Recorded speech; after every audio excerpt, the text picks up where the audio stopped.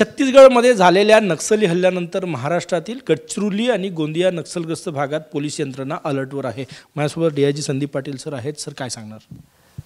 काल जो सुकमा बिजापूर सीमेवर जो माओवाद्यांनी हल्ला केला त्यामध्ये दुर्दैवी हल्ला होता। त्यामध्ये 3 जवान आणि 3 जवान शहीद झाले आणि 14 जवान जखमी आहेत। तर त्या हल्ल्याच्या पार्श्वभूमीवर जो आता TCOC जो टॅक्टिकल काउंटर ऑफेन्सिव्ह कॅम्पेन जो सुरू असतो जानेवारी तो मे हा सगळ्यात वर्षातला ॲक्टिव्ह पिरियड असतो माओवाद्यांच्या अनुषंगाने।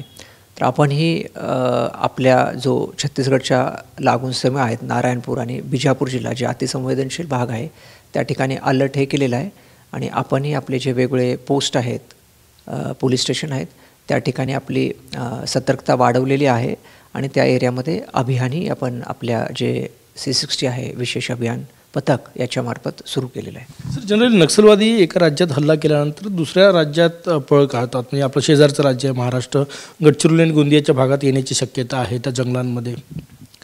ॲक्च्युली जो हल्ला झालेला आहे तो आपल्या बॉर्डरपासून थोडा दूर आहे, म्हणजे सुकमा दंतेवाडा त्या म्हणजे अपोजिट बाजूला आहे आपल्या।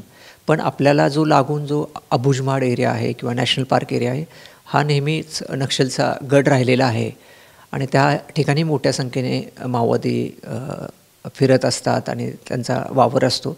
त्यामुळे आपण जो आपला भामरागड आणि एटापल्ली तालुक्याचे जे बॉर्डर क्षेत्र आहेत त्या ठिकाणी नेहमी आपण अलर्टमध्येच असतो आणि असे काय आता जसं TCOC पिरियड सुरू झालेला आहे तर त्यानंतर आपली सतर्कता अतिशय म्हणजे उच्च लेवलची राहते। सर एक प्रश्न, गेल्या काही दिवसात गडचिरोली आणि गोंदियामध्ये नक्षल कारवाया जवळपास थांबलेल्या आहे, क्वचित काही घटना घडल्या, तर शेजारच्या राज्यात मात्र त्या ॲक्टिव्हिटीज सुरू दिसतात आपल्याला। आपण ड्रोनच्या माध्यमातूनही वॉच होतो या सगळ्या परिस्थितीवर, कशी परिस्थिती आहे?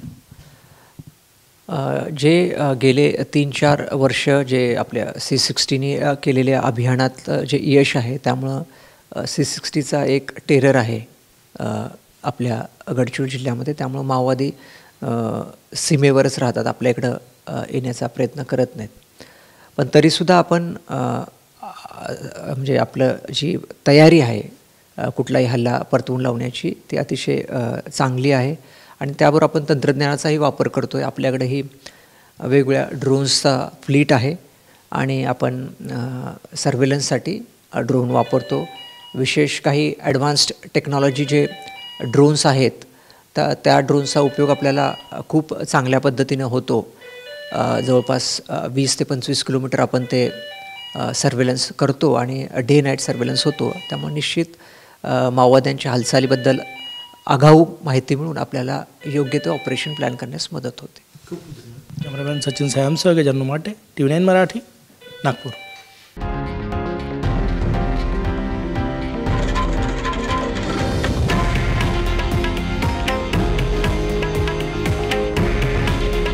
हे आहे देशातील नंबर 1 न्यूज नेटवर्क आणि आपण पाहत आहात TV9 मराठी।